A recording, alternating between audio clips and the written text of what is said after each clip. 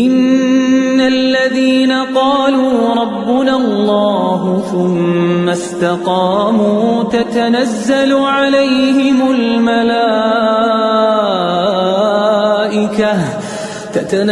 عليهم الملائكة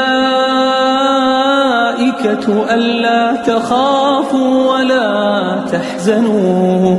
وأبشروا بالجنة التي كنتم توعدون نحن أولياؤكم في الحياة الدنيا وفي الآخرة ولكم فيها ما تشتهي أنفسكم ولكم فيها ما تدعون نزلا